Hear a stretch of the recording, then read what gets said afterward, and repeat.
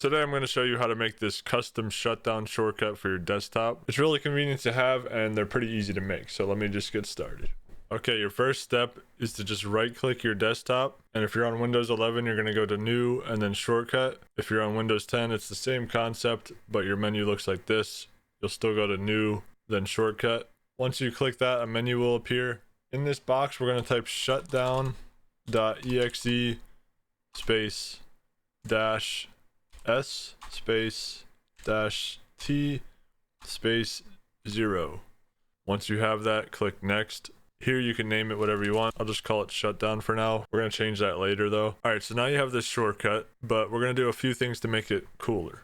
So next step is you're going to want to go to the search in your taskbar, type in character map.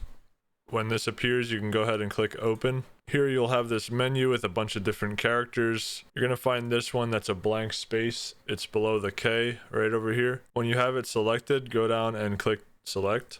Then you're going to click copy, and now you can close this window. Now go over to your shortcut, click on it, press F2 to rename it, and now we can press Ctrl V to paste that blank space. Once you do that, press enter, and now that got rid of the name, so it just looks a lot cleaner. Next step, we're going to do a custom icon for it.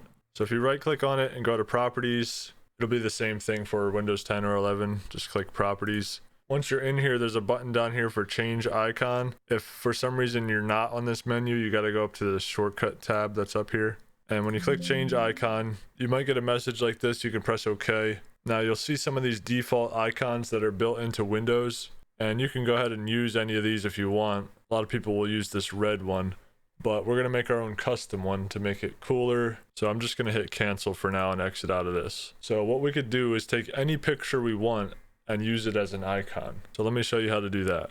I'm going to open up Google Chrome. I'm just going to look up power icon PNG. So once we look that up, we'll go over to the image tab, and now you can select whichever one you want. You're also free to make your own image through Photoshop or anything else you might like. So for my specific desktop, I'm going to go with the white icon with a black background, either that or a white icon with a transparent background, but this one will do just fine. So whenever I find the image I want, I'll just hit save image as, I'll download it. You'll see I already have it downloaded. So the image is either a PNG or a JPEG, and what we're going to do is convert it to a .ico image so it can be used as an icon. The way you do that is just open a new tab, and you can just type in convert PNG to ICO. This first result here, cloudconvert.com, is a pretty good one. So what I'll do next is hit select file. Then I'm going to go and click this image that I downloaded and then click on convert.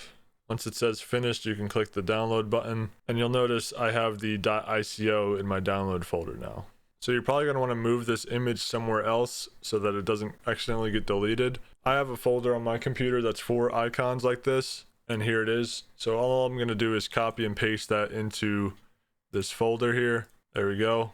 Now that I got the custom icon I wanted, I can go ahead and close out all this, go back to my shortcut, right click it, go to properties, and click on change icon again. You can press OK. And now this time you're going to click on browse right here and go ahead and select that custom icon image. Once you do that, you should see your icon here, and you can press OK. Then click apply, press OK. And now the custom image will be loaded as the shortcut. So I like to keep mine in the bottom left corner like this. Now if you want to make it look even cleaner, you can get rid of the little arrow in the bottom left corner, and you can do that by following this video right here that I made recently. It's pretty simple to do.